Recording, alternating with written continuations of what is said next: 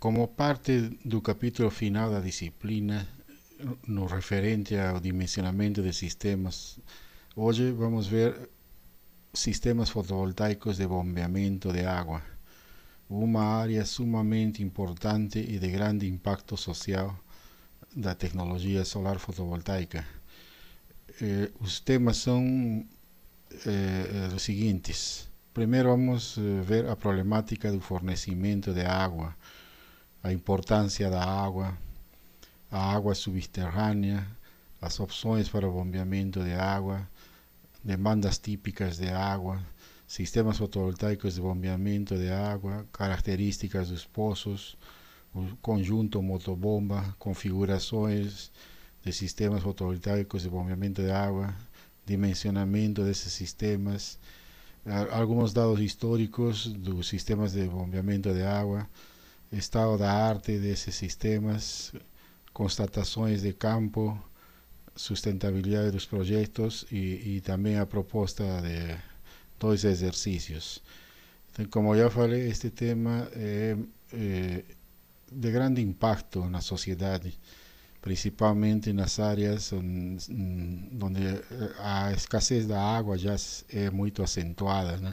Aqui no Brasil é o caso da região do semiárido, do Nordeste, mas no mundo todo existem muitos lugares onde obter água do subsolo é questão de vida ou morte. Então, primeiro vamos ver que é essa problemática do fornecimento de água. Nessas fotografias podemos ver que a água se encontra mal distribuída no planeta e sua reutilização fica cada vez mais difícil devido à contaminação. Então, a escassez da água é cada vez crítica no planeta todo. Mesmo nas áreas urbanas já existem problemas sérios de abastecimento de água. E nas áreas rurais que não dispõem de energia elétrica ainda é pior, né?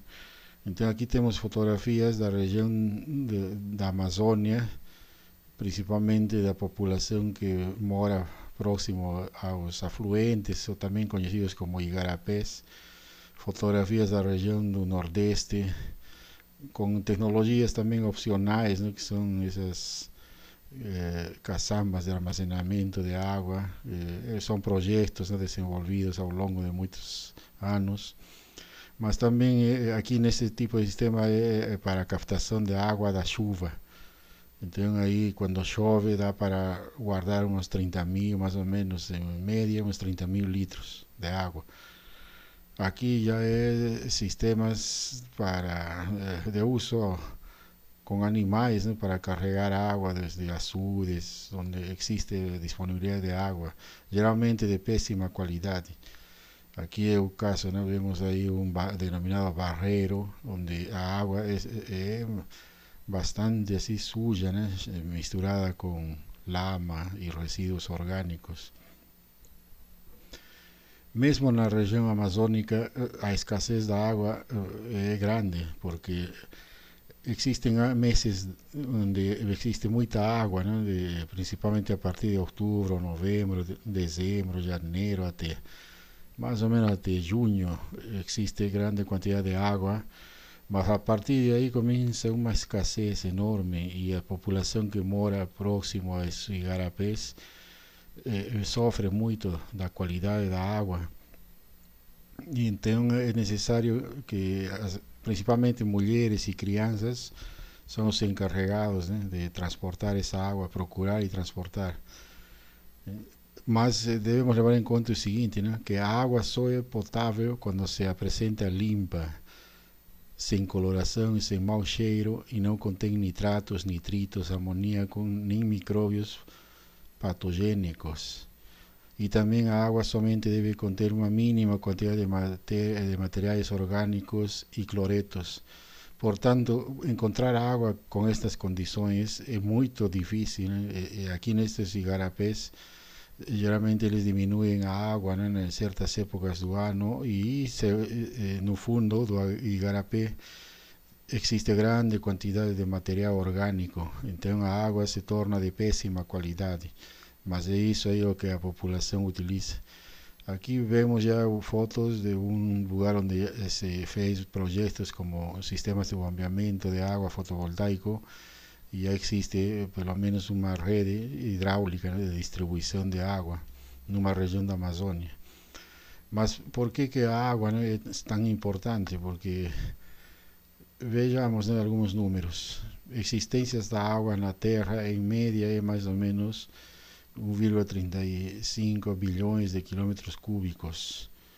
Só que em torno de 97% dessa quantidade de água é água salgada que está depositada nos oceanos. Portanto, já não contamos, né? E aí sim existem agora tecnologias de desalinização de água do mar, mas já é outro processo, né? Mas já alguns países já utilizam a água do mar para distribuição nas redes, né, das áreas urbanas, inclusive. 2,15% da água se encontra acima das montanhas nevadas e nos glaciares. O sea que uma parcela grande, então está assim, na forma de gelo, né, nos glaciares nevados. E 0,65% é a disponibilidade real para usos biológicos terrestres. O sea, toda a população do planeta, em torno de um pouco mais de 7 bilhões de habitantes, utiliza essa mínima parcela de água doce para sobreviver. O sea, somente 1.250 kilómetros cúbicos de água se deslocam pelos rios e córregos, representando as fontes mais imediatas de abastecimento para os seres humanos, animais e plantas. O sea, é uma quantidade muito pequena, né, comparando assim com toda a água disponível no planeta. E a água, ela é um recurso que segue, né, esse ciclo hidrológico devido à existência da energia solar. Então, grande quantidade de água do planeta provém justamente dos oceanos por evaporação, né, com a energia solar. Essa evaporação forma as nuvens que são transportadas até outros locais dos continentes, ilhas, continentes, através da força dos ventos. E a partir de aí acontecem fenômenos de temperatura, diferenças de temperatura que ocasionam a condensação, né? Ou seja, a chuva, né? Começa a cair água já em forma condensada, líquida, através da precipitação pluvial. E uma grande quantidade de água, como vimos, se deposita nas montanhas, na forma de gelo principalmente. E também existem fenômenos de sublimação. Mas uma vez que começa a água, também começa a cair aí na superfície da Terra, existe uma parcela que vai pelas descargas dos aquíferos, né? Formando lagos, rios, armazenamento natural de água doce, né? Reservatórios naturais. Mas existe outra grande parcela que vai a alguns metros da superfície da Terra, que é por infiltração. Então existe uma grande quantidade de água também disponível na forma de armazenamento de águas subterrâneas. Portanto, aí devemos ter alguma tecnologia de extração dessa água. E justamente é aí onde entra essa tecnologia de bombeamento de água utilizando energia solar fotovoltaica. E este ciclo assim se repete graças à energia solar, né, disponível. Com relação à mesma importância da água, vejamos um pouco sobre os usos biológicos terrestres. Vemos aí que 1.079.150 km cúbicos de água estão sob o solo, na superfície e na atmosfera. Então, essa é a quantidade de água existente, né, nessas condições. 835.000 km cúbicos se encontram nos rios subterrâneos, nas denominadas camadas freáticas ou lençol freático. 230.000 km cúbicos estão depositados nos lagos de água doce e salgada e nos mares interiores. E 13.000 km cúbicos estão na atmosfera. São números assim arredondados, aproximados, né? Mas para ter uma ideia da água disponível, este desenho é interessante, que mostra assim, né, se consideramos a totalidade da água do planeta, ou seja, 1,35 bilhões de quilômetros cúbicos, contidas em 1 litro, ou seja, 1000 mililitros. Vamos supor que toda a água existente no planeta está nessa garrafa aí de 1 litro. Água doce, 28 mililitros, entraria em um copo de café, né? Esse seria 28 mililitros, que é a água disponível, água doce, né, disponível na Terra. No entanto, de forma efectiva, somente 6,27 mililitros podem ser utilizados pelos seres humanos por ser a fase líquida da água doce. O sea, contamos só com 6,27 mililitros dessa garrafa, né, de 1000. Dessa quantia, 0,1 mililitros representa água superficial e o restante, 6,17 mililitros ou 98% é água subterrânea. Então a maior parte da água se encontra, né, no lençol freático, e isso aí então é necessário bombeamento, né, alguma forma de extrair essa água. E nas águas subterrâneas, que é a maior parte, né, da água doce, ela não fica assim disponível de forma potável, né, porque existem as rochas, né, e aí começam fenômenos de mistura de sais. Então temos aqui, por exemplo, rochas cristalinas dessa cor cinza, rochas cristalinas anisotrópicas, e cor de rosa temos aí rochas sedimentares isotrópicas. Geralmente essas rochas cristalinas contêm sais, cloreto de sodio principalmente, e então essa água que se introduz aqui já fica misturada e salobre. Já nos sedimentares ela se mantém, por filtração, se mantém potável, né? Então, como vemos, as águas subterrâneas, não toda a água vai ser, uma vez extraída, vai ser utilizada, né? Neste caso, quando existe sal, vamos ter que utilizar alguma outra tecnologia de purificação, né, de extração do sal. Geralmente é a tecnologia por osmose reversa, né, que se utiliza na atualidade. Como então extraemos a água? Como já que a maior parte da água está disponível na forma subterrânea, vamos ter que primeiro, né, fazer um poço, né, um furo, encontrar a água. Então existem várias tecnologias, formas de fazer esses poços, e a ideia é encontrar essa água que não vai estar assim, é aleatório, né? Pode estar um pouco próximo à superfície, mas também pode estar a vários metros de profundidade.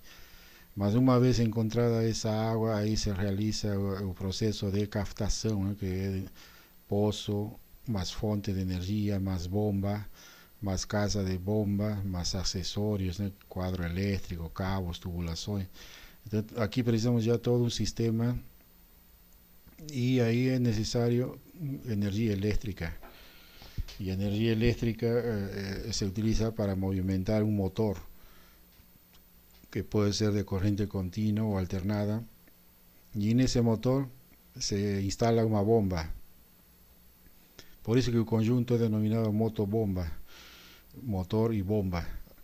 Entonces, una vez que se consigue extraer esa agua, va a tener que ser llevada a un reservatorio, ¿no? Ese reservatorio, el dimensionamiento de eso está relacionado con la cantidad de agua que vamos a precisar, ¿no?, para las necesidades que vamos a atender.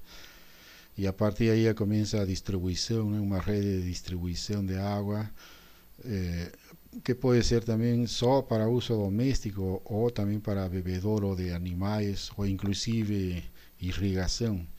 Por tanto, todo eso también tiene que estar en un recinto protegido. Entonces, esa es la primera idea de un sistema de bombeamiento de agua.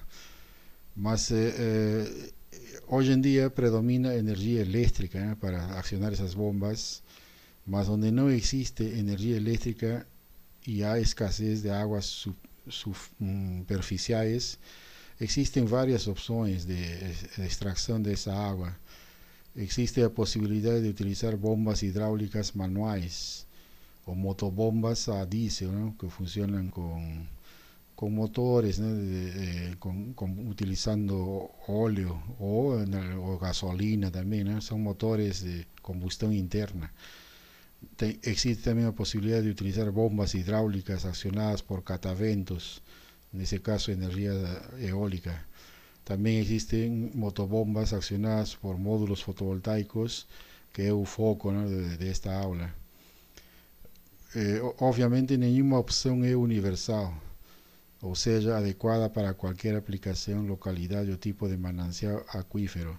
Entonces, es necesario conocer la realidad, ¿no? del local para utilizar una de esas tecnologías de extracción. Entonces, no existe una receta única, ¿no? Es necesario avaliar los recursos existentes.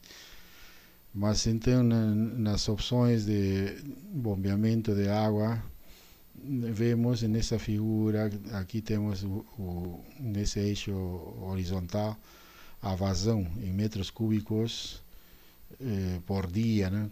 E aqui no eixo vertical a profundidade do poço. Então depende assim, por exemplo, esta curva superior mostra a curva de profundidade do poço versus vazão para 2000 até 2000 metros. Metros a quarta é utilizando metros cúbicos mais a altura. Então, de acordo com a figura, o bombeamento de água com tecnologia fotovoltaica resulta particularmente útil para suprimento de demanda de água para consumo humano e animal de pequenas comunidades. Estamos falando de comunidades de 100 a 1000 habitantes, y para atendimiento de necesidades agrícolas, de productos de alto valor agregado, hortas o cultura de frutas, por ejemplo uvas. Y normalmente el requisito de bombeamiento expreso en metros a cuarta, metros elevado a cuarta potencia día, que é o resultado do produto da altura manométrica a ser bombeada, que é uma distância, né, desde o poço até o reservatório, e a vazão diária, metros cúbicos dia, de aí resulta esse metros a quarta potência. Então aqui vemos nessa região de aplicabilidade para diferentes opções de bombeamento de água. Aqui nessas pequenas vazões e alturas também pequenas é possível utilizar acionamento tanto fotovoltaico, né, que aqui embaixo manual, mas a partir aqui nessa região já de 5 metros, né, mais ou menos, a partir de 5 metros, 10 metros e a mais metros, 100 metros inclusive, já é a opção fotovoltaica viável. Para baixas profundidades, né, de até 5 metros mais ou menos, ainda é possível utilizar a extração manual, utilizando bombas. Então, para saber, a ideia principal é quanto de água, né, precisamos. Essa é a denominada demandas típicas de água.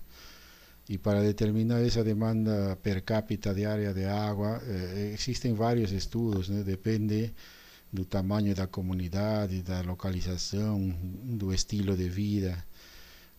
Numa região urbana, por exemplo, de grande porte, de uma cidade acima de 100.000 habitantes, mais ou menos é estimada uma demanda de 100 a 200 litros de água por habitante e dia, cada dia. Já numa população rural é recomendada uma demanda de ordem de 50 a 70 litros por habitante dia. Isso depende, né, da forma como se faz o estudo e dos costumes, dos hábitos locais. Por exemplo, aqui num sistema de bombeamento de uma denominada uma empresa, né, que fabrica bombas a Nauger, aqui eles projetaram através de um estudo da Universidade Federal da Paraíba mais ou menos como seria o consumo de água, né? Eles estimam 200 litros por pessoa dia para uso humano, 60 litros por cabeça dia de criação de cavalos ou novilhos, né? 35 litros por cabeça dia de criação de bois y 15 litros por cabeza día criación de porcos. Entonces esa es una estimativa para esas localidades da Paraíba. No necesariamente en otro local va a ser así, ¿no? Mismo porque existen otras realidades. Aquí vemos otra estimativa aquí sobre tipos de demanda humana rural, bebida 2 a 3 litros por habitantes, preparo de alimentos de 3 a 5 litros, aseo corporal de 25 a 32 litros, lavagem de ropa de 20 a 30 litros por habitante día, criação de animais, cavalo, gado 50 litros por dia, porco 20, cabra 5 litros por dia e galinha 0,1. Irrigação já mais ou menos 60 a 100 metros cúbicos por hectare. Entonces son estimativas que podemos utilizar esas tabelas, esas informaciones para saber, ¿no?, cuánto de agua vamos a utilizar asegurando las necesidades de una familia.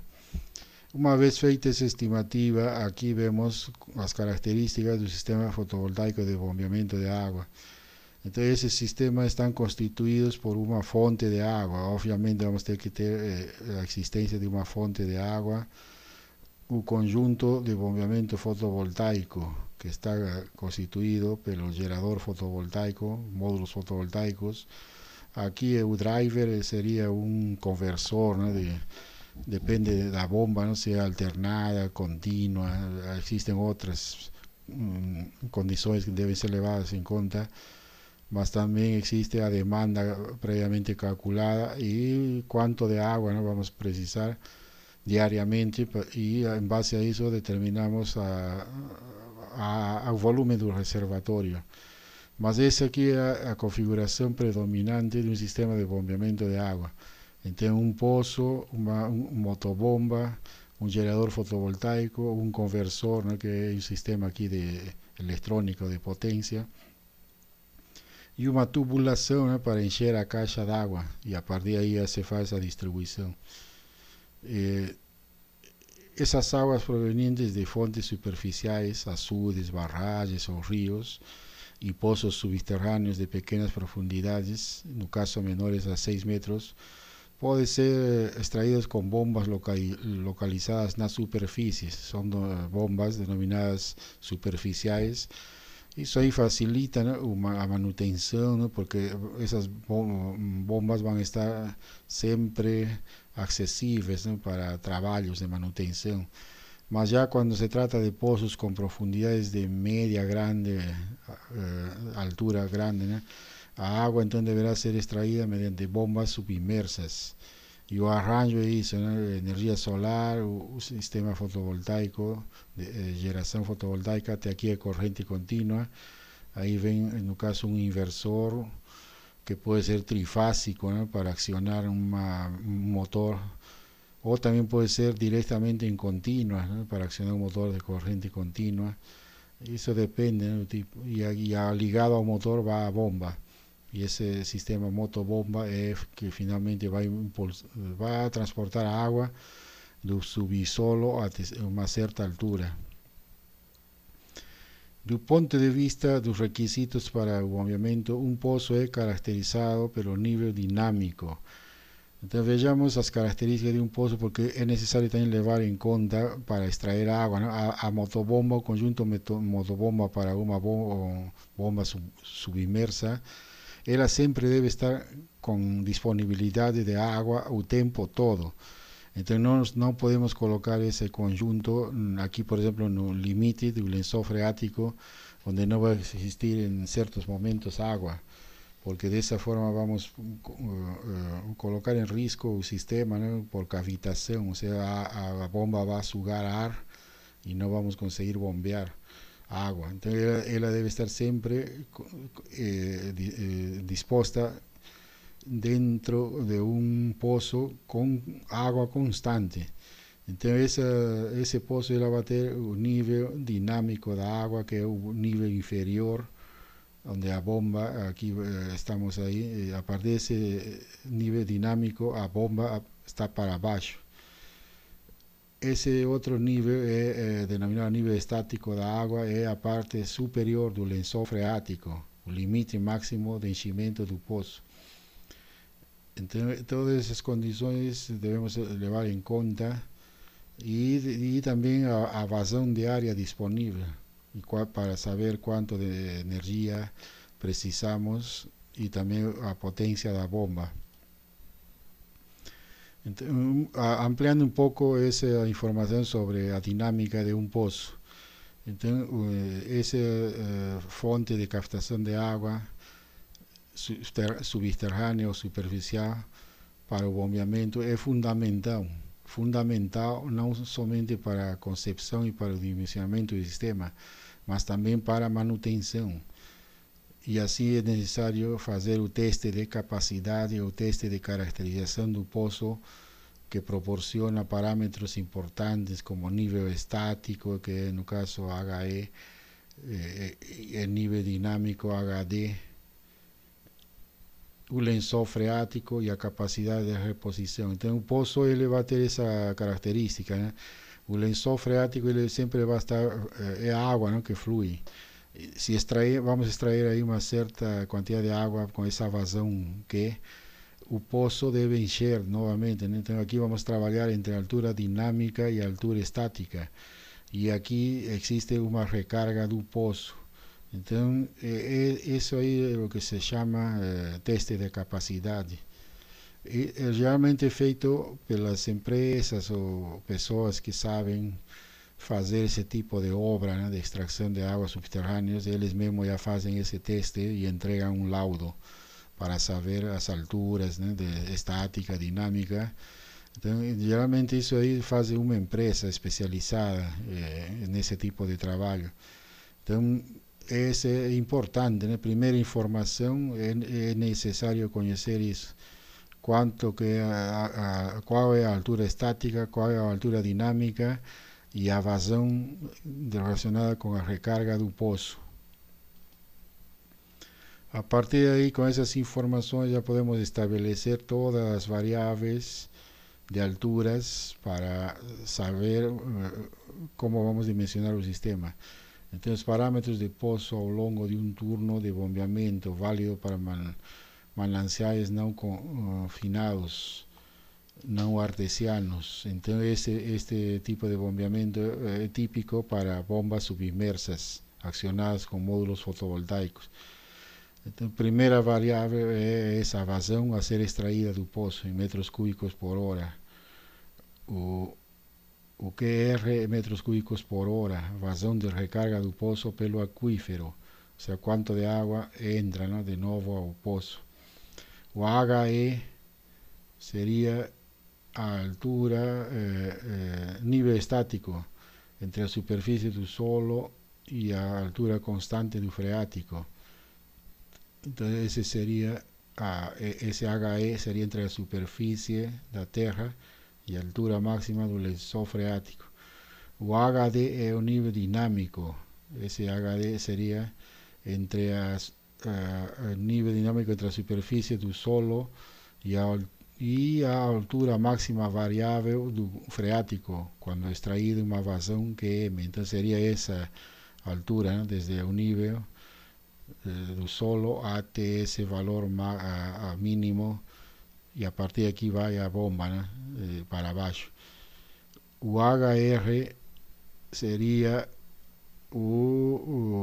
a altura do reservatório da superfície do solo até a entrada da água do mesmo, né? Então esse seria o HR. Depois temos o HV, a altura vertical do nível do HD. Esse HV é a somatória, né, tanto de nível da HD até a entrada do reservatório. Então esse HV seria desde a altura dinâmica até a entrada do reservatório. O HF seria perda de carga na tubulação e conexões expressas em altura manométrica. Então, aqui vemos aqui um valor HF acima da entrada do reservatório. É uma altura de perdas, né, para considerar as perdas por causa das curvaturas dos cotovelos, das tubulações. Então, isso aí se chama perda de carga.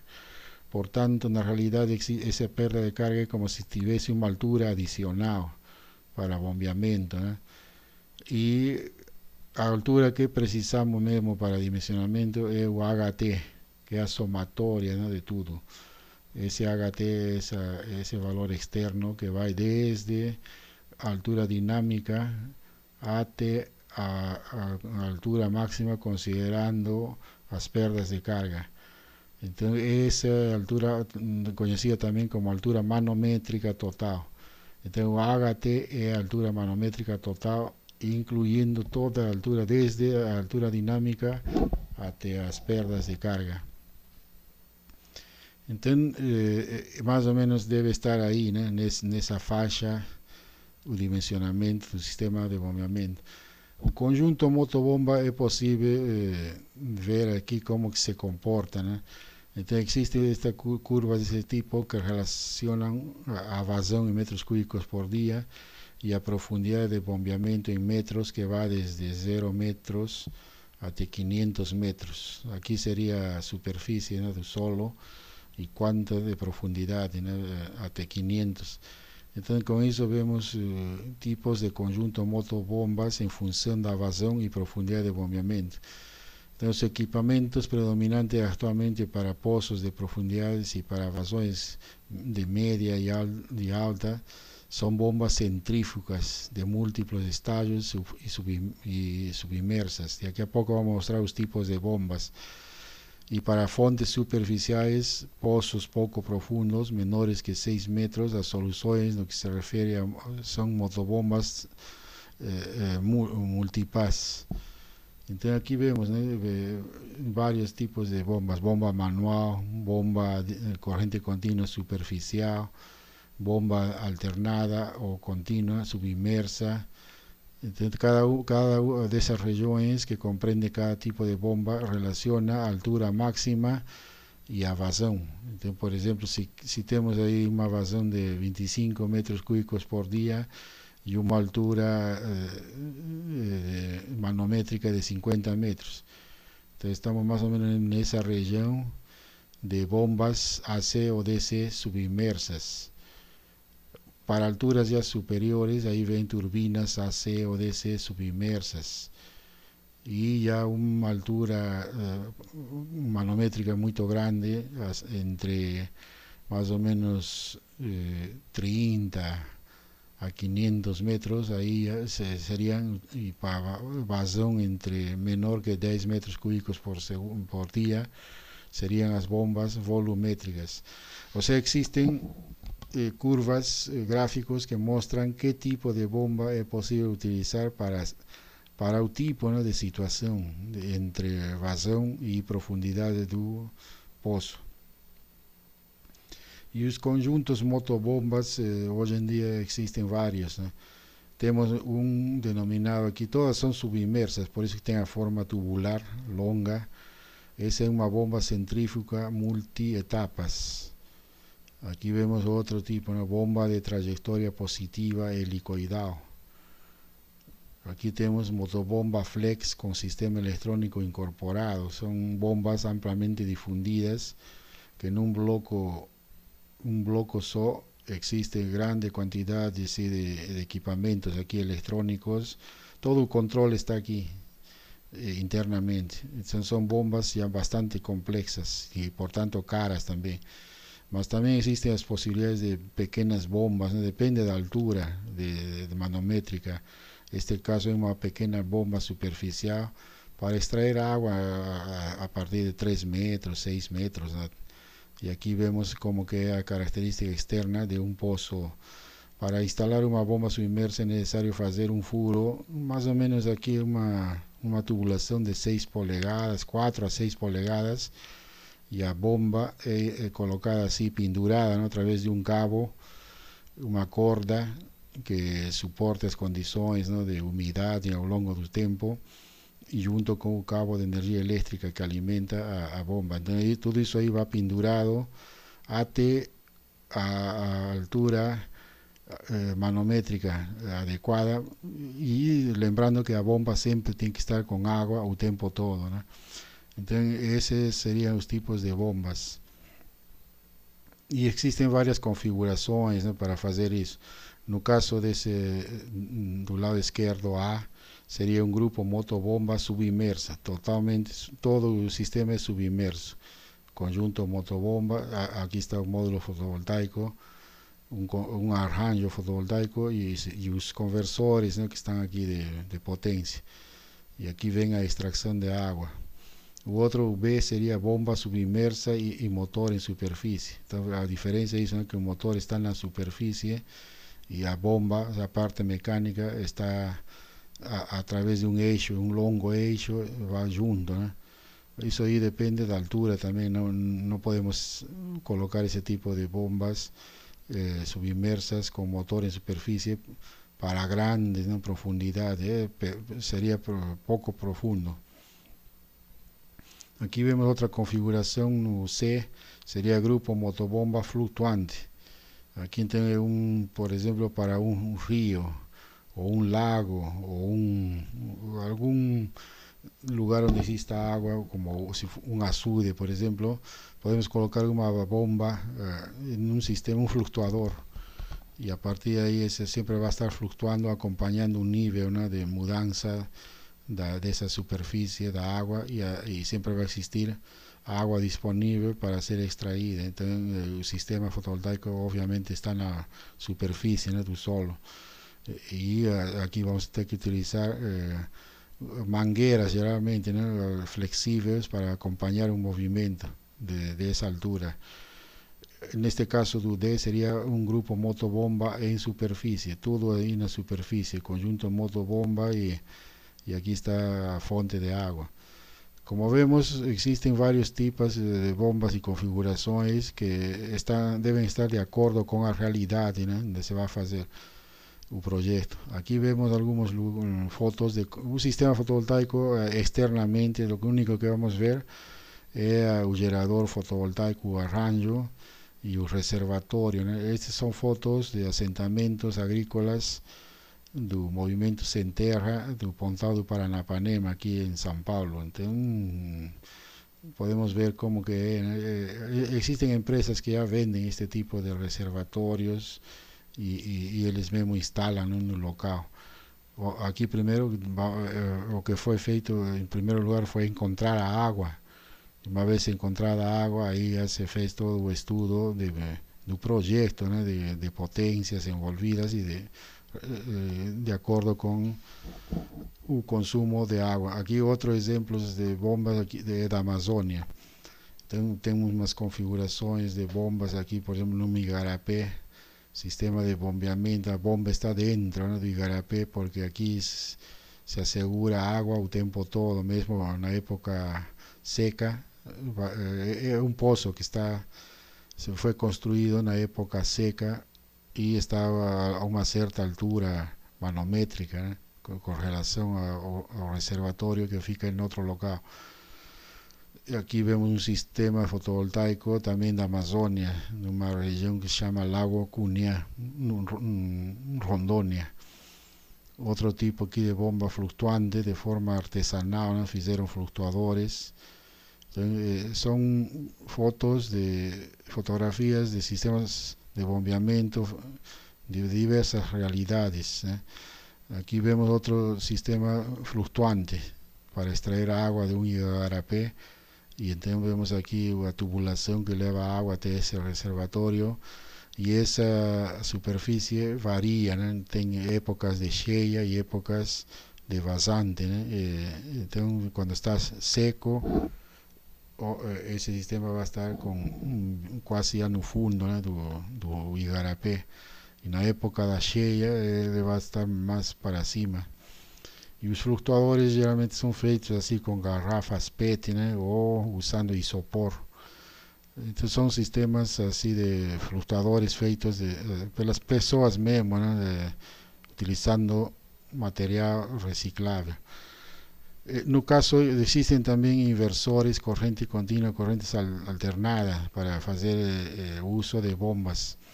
Então, esses inversores são equipamentos com a capacidade de converter a corrente contínua en alternada, y ya son, como ya vimos en otros vídeos, conversores de corriente continua a corriente alternada. Los inversores isolados, ¿no?, que no están acoplados a la red eléctrica, en este caso utilizados para bombeamiento de agua, trabajan con tensiones de 12, 24, 48, 96 o 100 voltios de corriente continua, y que son convertidos en 120 y 240 voltios alternada con frecuencia de 50, 60 Hz.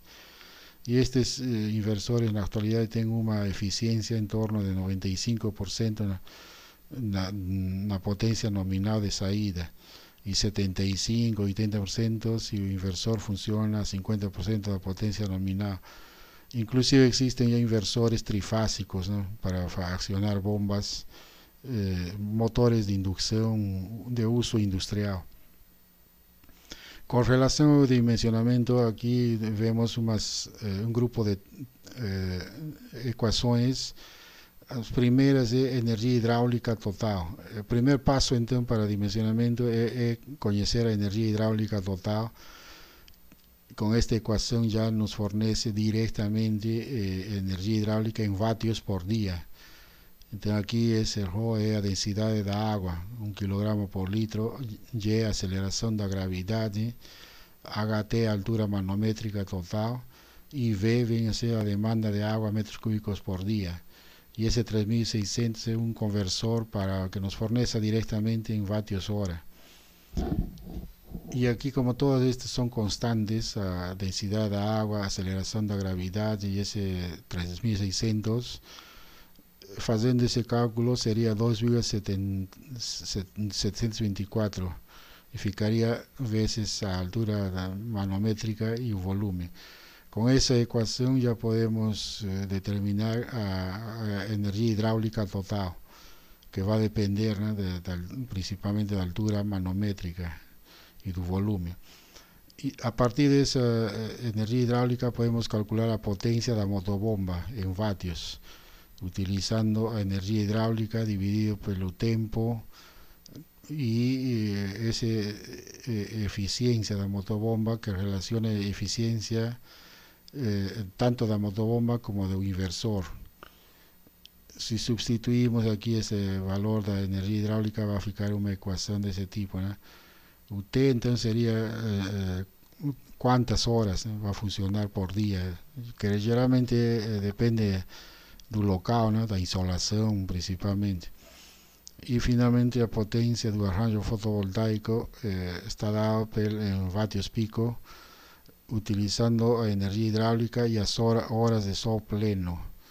Entonces es necesario conocer la radiación solar del local para determinar las horas de sol pleno, y veces la eficiencia del conjunto motobomba y veces la eficiencia del inversor, sustituyendo ahí por la ecuación de aquí, primera, vamos a tener 2,724 veces la altura manométrica total y volumen, que sería demanda de agua, ¿no?, metros cúbicos por día, las horas de sol pleno y las eficiencias. Entonces, aquí estoy proponiendo un ejercicio para deducir las ecuaciones básicas para calcular la energía y la potencia en vatios hora y vatios. O sea, estas ecuaciones que mostré, ellas van a ser deducidas. Existe un proceso. Eso voy a mostrar en un ejercicio en otro documento que va a ser disponible, ¿no?, en Moodle. Los componentes de un sistema fotovoltaico de bombeamiento bien feito podemos ver en esta fotografía, ¿no?, que sería aquí una casa de bomba, y en este caso con un desalinizador, porque en ese local del nordeste era agua salobre, entonces por eso que se colocó desalinizador. Aquí está el arranjo fotovoltaico, un reservatorio de agua, un reservatorio de uso secundario y otro de primario. O sea, en este proyecto se utilizó dos tipos, ¿no?, de reservatorios, una cerca de protección y aquí un bebedoro para animales. Entonces ese es un típico sistema fotovoltaico, considerando todas las cuestiones técnicas de seguridad y de calidad, ¿no?, de trabajo. Entonces, en ese caso vemos que el sistema está constituido por un generador fotovoltaico, un depósito de agua y todos los puntos de distribución de agua, ¿no? Para bebedouro, agua doméstico, uso doméstico, y también puede ser irrigación. Y también existen los equipamientos de condicionamiento de potencia y un grupo motobomba con energía proveniente del arranjo fotovoltaico. Para el dimensionamiento del sistema fotovoltaico, entonces, es necesario saber el uso que se va a dar, si es para horticultura, irrigación, pecuaria, si es solo para uso pessoal, doméstico. Entonces, toda esa demanda va a ser primero que tenemos que hacer es levantar esa demanda, cuánto de agua vamos a precisar, y a partir de ahí es necesario también conocer a dinámica del pozo, as alturas, ¿no? Manométricas envolvidas, y con eso se hace su dimensionamiento con las ecuaciones que mostré anteriormente. Aquí tenemos un ejercicio que fala, ¿no? Una familia rural debe asegurar diariamente 1.300 litros de agua para consumo humano y de animales, y além disso para una pequeña irrigación. Lo que se pide de dimensionar y propor un arranjo fotovoltaico de ese sistema de bombeamiento de agua, levando en cuenta diversas informaciones. Es fornecido a altura del reservatorio, HR, un nivel estático de agua, HE, 58 metros, nivel dinámico de agua, HD, 70,5 metros, las perdas de carga en la tubulación, HF, 1,5 metros, el tiempo medio diario de funcionamiento de la motobomba, 8 horas, a tensão do inversor CCA de 96 voltios continua a 230 alterna, eficiencia da motobomba 30,88, eficiencia do inversor 90%, e a irradiação media da localidade 5 kWh por dia. Esse exercício vou fazer em outro documento. Más relacionado con el dimensionamiento, existen también tabelas, así gráficos, en este caso de esa empresa Anauger Solar, que fornece directamente, ¿no? Tenemos aquí a vazón, litros por día, aquí en este caso litros por día, y aquí a elevación, altura manométrica, y de acuerdo con una vez obtenido, ¿no? A vazón y altura, aquí ya le proponen directamente la potencia de un módulo fotovoltaico. Si cae ahí en esa curva preta, entonces es 100 vatios pico o 130 vatios pico si es vermelho, si cae en la curva vermelha, y 170 vatios pico en la curva azul. Y ahí he fornecido esas alturas, ¿no? En otra tabla destacando. Entonces, olhando ya ese gráfico, podemos más o menos ya determinar cuál es la potencia del generador fotovoltaico que vamos a precisar. Esta tabla ya es más completa, existen tablas de ese tipo, solo estoy colocando aquí para mostrar que es posible encontrar en la internet diversas otras informaciones técnicas, tablas, depende de cada fabricante. Algunas más completas que otras, donde podemos relacionar siempre a vazón y altura manométrica envolvida, y con eso vamos a poder determinar el tipo de motobomba y o arranjo fotovoltaico. Bueno, con relación al histórico del movimiento de agua, son algunos dados, ¿no? Esa historia de movimiento es bastante amplia e interesante. Mas vamos só con ilustrar, ¿no? Para tener una idea, ¿no? Que la primera aplicación comercial de la tecnología de movimiento fotovoltaico fue realizada en 1975 en la Córcega, es una isla, y fueron utilizados módulos Philips y motobomba en corriente continua. El primer emprendimiento en gran escala ocurrió en África, en el país denominado Mali, en 1977. Con 200 sistemas para bombear agua para consumo humano. Entonces aquí vemos unas fotografías de esos sistemas en el norte de África, ¿no? Hubo un grande programa también denominado Programa Regional Solar, PRS, en 1990, que fue un programa de la Unión Europea envolvendo a Francia, Alemania y España, para países do Comitê Permanente de Luta contra a Seca do Sahel, que envolvía Burkina Faso, Cabo Verde, Gambia, Guinea-Bissau, Mauritania, Nigeria, Senegal, Chad, con cerca de 1.600 sistemas, totalizando 1,3 megavatios pico. Y la principal contribución de este programa fue el aperfeiçoamento de la tecnología. O sea, fue un grande aprendizado, ¿no?, de uso de esa tecnología en esos países de África.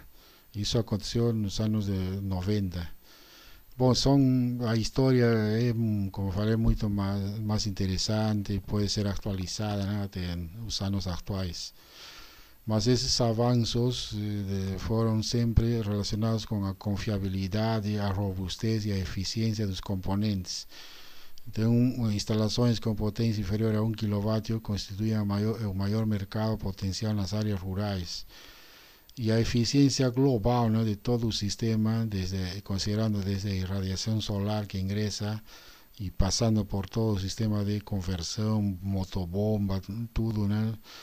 Mas é bem baixa a eficiência do sistema fotovoltaico de bombeamento. Então, mesmo já foi pior, né? Nos anos 80 era 2%, 2002 5%. Embora os módulos, né, melhoraram a eficiência, mas existe um problema, né, com motobomba principalmente, e onde cai radicalmente a eficiência. E global, então, está em torno de 5 a 8% de eficiência. E essa tecnologia está centrada principalmente nas áreas rurais, de lugares remotos e de áreas principalmente donde no existe agua, ¿no?, que es la región semiárida. En los años 90 existían aproximadamente 10.000 sistemas. En 2000 pasó para 60.000 sistemas. La expectativa en 2000 era de 150.000 sistemas, y en la actualidad debe estar siendo considerado el doble, más o menos 300.000 sistemas. Mas deve existir informações mais próximas disso. Não foi publicado ainda algum informe, relatório que mostre exatamente, né, com grande aproximação, quantas bombas foram instaladas no mundo, mesmo porque hoje em dia existem muitos sistemas clandestinos, né, como já falei em outro vídeo, sistemas que, por exemplo, no Afeganistão, que están siendo instalados de forma así clandestina, ¿no?, porque está relacionado con narcotráfico, cosas ilegales, principalmente, ¿no?, de plantío de paupola y otras plantas. Entonces es difícil saber cuántos sistemas existen en el mundo, mas debe aproximadamente 70 megavatios pico de potencia instalada en sistemas de bombeamiento fotovoltaico que retiran 100 millones de metros cúbicos de agua a una altura manométrica de 35 metros. Esos datos eran no inicio de este século, entre 2000 y 2010. Precisaría encontrar datos más actualizados, ¿no? Más factores que contribuyeron para diseminar esta tecnología son la disminución de los precios, los avances tecnológicos y la utilización de proyectos pilotos, ¿no?, que ayudaron al conocimiento de esa tecnología. A evolução dos preços então foi caindo, né, e atualmente bem menor, né, com a queda dos módulos fotovoltaicos, mas mesmo assim as motobombas continuam sendo caras. Então, mais ou menos no Brasil, para um sistema de 4 metros cúbicos por dia, com uma altura manométrica de 20 metros, o custo é $18 por vatios pico, considerando tudo, né, todo o sistema já com bomba, reservatório, instalações hidráulicas. Finalmente, grave problema de todos esses sistemas de bombeamento é a manutenção, a sustentabilidade ao longo do tempo. Geralmente estudos mostram aqui no Brasil grandes sistemas foram abandonados alguns anos depois da sua instalação. Porque vimos que un sistema fotovoltaico de bombeamento é bastante complexo, ¿no? Além da geração fotovoltaica se requer tubulações, reservatórios E isso aí, então, a possibilidade de falhas é grande. Então, muitos sistemas se encontram parados e não funcionam por causa de erros na implantação, equipamentos quebrados por falta de manutenção, peças de reposição não encontradas no mercado. Principalmente tudo isso podemos chamar equívocos na gestão. Esse é o grande gargalo da tecnologia de bombeamento fotovoltaico. Precisa ter uma instituição, alguém fazendo a manutenção. Não, esses sistemas não podem ser abandonados assim facilmente. E existem também instalações com péssimo estado de conservação, falhas na tecnologia, por problemas periféricos, por exemplo, nas tubulações, canos mal instalados, cotovelos com problemas de instalação, locais mal escolhidos, sem proteção. Então, todos esses erros periféricos acabam levando à falha total do sistema e o abandono. Então, a ideia é assegurar essa sustentabilidade, né, dos projetos através da implantação de sistemas de bombeamento fotovoltaico que requerem contar com a participação plena da população local em todas as etapas do projeto, que vão desde o transporte do material. São fotos aqui da Amazônia, do teste de capacidade do poço, o processo de perfuração. Se requer grande quantidade de mão de obra, né? E isso aí então requer a participação local dos próprios usuários, né? São finalmente eles que vão estar próximos à tecnologia e eles vão fazer a instalação mais simples e a manutenção também mais de ter problemas mais fáceis de serem resolvidos. Problemas mais complexos vão requerer uma pessoa que saiba, né? Um técnico com formação para essa finalidade. Com relação a essa sustentabilidade, então, aqui vemos fotografias utilizando a metodologia da participação local, que vai desde a instalação da motobomba, instalação do gerador fotovoltaico, instalação hidráulica. A própria população pode participar ajudando em todas essas etapas. E também é necessário adaptar o sistema à realidade local, né? Então, cada local não podem ser instalados sistemas padronizados. Um padrão fotovoltaico para todo tipo de realidade não funciona. Primeiro vamos ter que identificar a dinâmica do poço, né, no próprio local, e a partir daí fazer o dimensionamento. E a instalação tem que estar adequada à realidade, né? Neste caso, deste igarapé, foi feito o furo desde o lado, né, da orla, e o nível da água está aqui do igarapé, mas a infiltração assegura a água no lado das bordas, né, do igarapé. Para isso foi necessário fazer uma análise geológica do local, né?